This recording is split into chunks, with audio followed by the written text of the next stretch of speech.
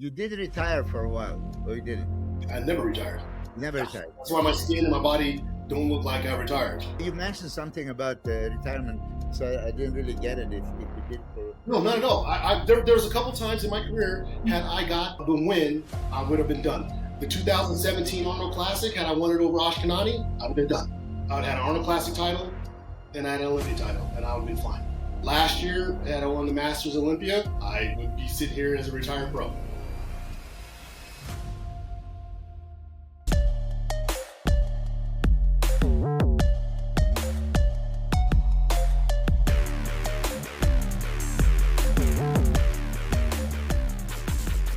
You did retire for a while, or you didn't? I never retired. You never retired. No. That's why my skin and my body don't look like I retired. No, you mentioned something about retirement, so I didn't really get it if you did for. No, not at all. There was a couple times in my career, had I got the win, I would have been done. The 2017 Arnold Classic, had I won it over Ashkenani, I'd have been done. I would have had an Arnold Classic title, and I had an Olympia title, and I would have been fine. Last year, had I won the Masters Olympia, I would be sitting here as a retired pro. I see. So it's meant to be. It's meant to be. No, I'm definitely, transitioning my way out of the stage, but I'm a competitor, so I just kept going because I did not retire, and I still train like I've been training, and everything was feeling good and looking good as well. I segued my stuff into a mobile detailing business and stuff like that. So now, like I said, that's what I'm going to be doing here after this, and doing very well with it. So it was like I said, I made all my money early in my career by bodybuilding. Now I'm making my later stuff from bodybuilding itself. You know what I mean? You said mobile detailing unit? Yeah, man. I have a full setup mobile detailing, auto detailing business, bro. Dave, one of my good friends, God rest his soul, he passed away, but he ran one called Concourse Detailing in Glastonbury, Connecticut, and he killed it. Yeah, like killing it because like you get the high profile people, you then all of a sudden like, hey, can you come do the car show for the Ferraris and the Porsches to make sure they look pristine for the weekend? Yep, $400 to $600 details are normal. Yeah, go to people's work, detail on the spot. Right, correct. It's such a good deal. That's what I do. And so when I show up, they're like, "So you mean Olympia Pro Mobile Detailing is actually you, that dude?" I'm like, "Yeah."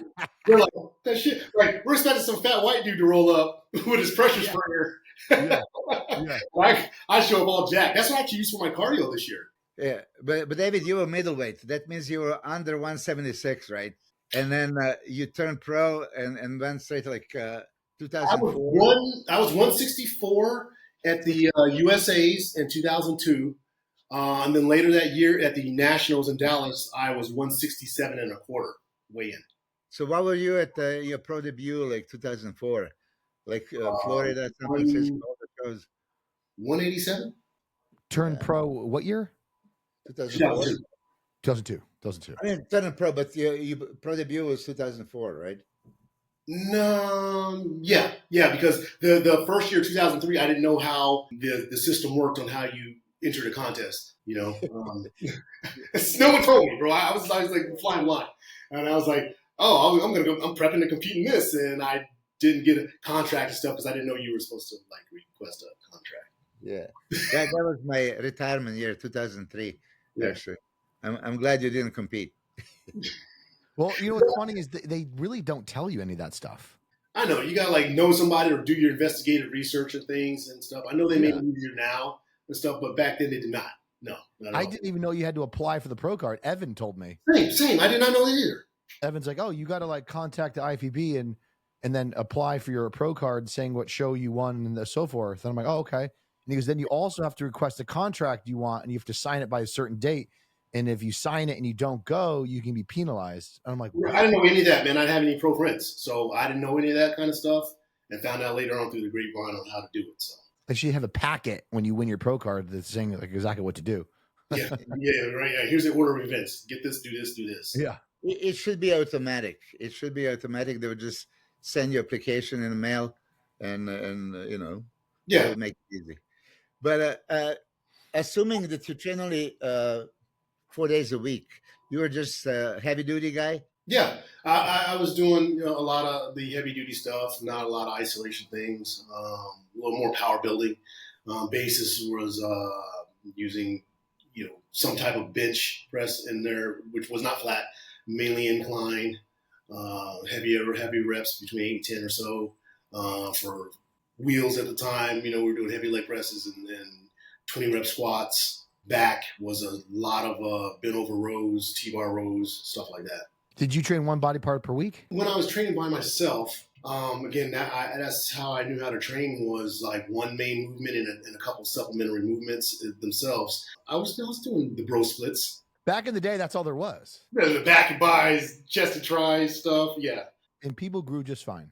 And they did, and you still can. Again, you emphasize it better. You train differently. You can still grow on the same split. People are routine. Have you ever tried doing the push-pull leg thing or body part twice per week? That whole new ideology of training where you should be training every body part twice per week, but with lower volume per session. You ever tried that? We've done that for legs over the last while, which is why my legs have made the great improvement that they have. Prioritize the quad only touch hams or hams dominant touch quad days. Yeah. But for the rest of the parts, no. I personally like the bro split style better. I personally liked it. Obviously, you got to prioritize what you got to prioritize. I used to train back twice, but I liked the fact that I'm going to the gym to train that section and the next day is the next versus like doing shoulders, chest, and triceps in one session, Yeah. And if you do those things, try and put in a different section of the week, because Monday is almost International Chest Day. It sounds funny, but it is. It is. So do your chest like on Wednesday or Thursday, man. If you're gonna do something like that. Otherwise, good luck finding a hammer strength or a bench or stuff where 4 or 5 of these broccoli-headed kids aren't going to be hanging around. The broccoli-headed kids. So, dude, my gym here in Texas, it's like I look around. I'm like, dude, they all have the same outfit and the same damn haircut. Like they go to the same barber, right? Yeah. Where's the originality of just being an individual here? Like, what the hell? Yeah, we're all played with it, my friend. Unfortunately, yeah. How's your body feeling now? Your joints, knees, everything. Actually, 100%. I have no shoulder issues, man. No shoulder mobility. Shoulder mobility is limited just because I haven't gotten any work done. But no tweaks, no twinges. My knees are spot on.